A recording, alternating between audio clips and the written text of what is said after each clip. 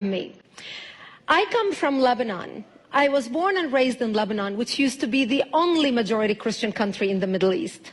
We were open-minded, we were fair, we were tolerant, we were multicultural. We prided ourselves in our multiculturalism. We had open border policy. We welcomed everyone to come to our country because we wanted to share with them the westernization which we had created in the heart of the Arabic world.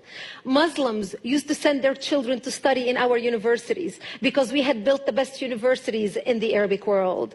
They graduated and worked in our economy because we had built the best economy in the Middle East, even though we did not have any oil. Beirut became Paris of the Middle East, the banking capital of the Middle East. In 1965, National Geographic magazine had on its front cover, Lebanon, Eden of the Middle East. Unfortunately, all this began to change as the years went by. See, we got our independence in the early 40s.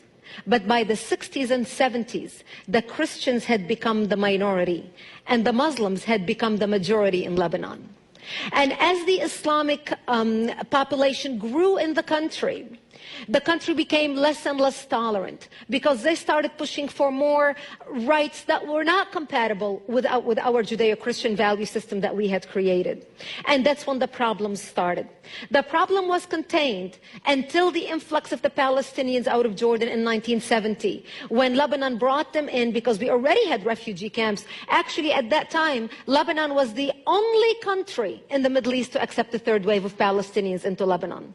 The majority of them were Muslims. They put their heads together with the Muslims in Lebanon and declared jihad on the Christians. What they wanted to do is create a base from which to fight Israel, kill the Jews, and throw them into the sea. Something they tried to do in Jordan. Yasser Arafat and the Palestinians tried to do in Jordan, but they failed because of the dictatorship of the king. Yet they were able to come to Lebanon, use our open-mindedness, our fairness, our tolerance, our multiculturalism, and our democracy to topple our democracy.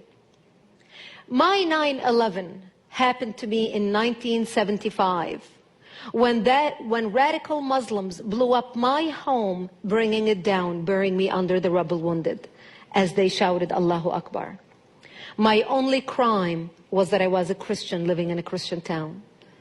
I ended up in a hospital for 2.5 months. And as I laid in a hospital bed, hooked up to IVs in both arms, I would ask my parents, why did they do this to us? Why did they attack us?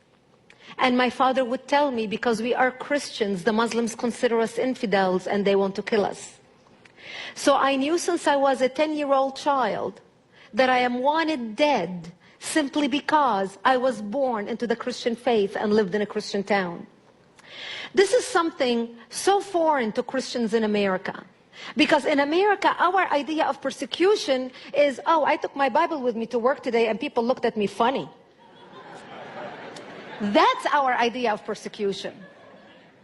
Where I come from, our idea of persecution is they want to walk into this church and start shooting at you and killing you.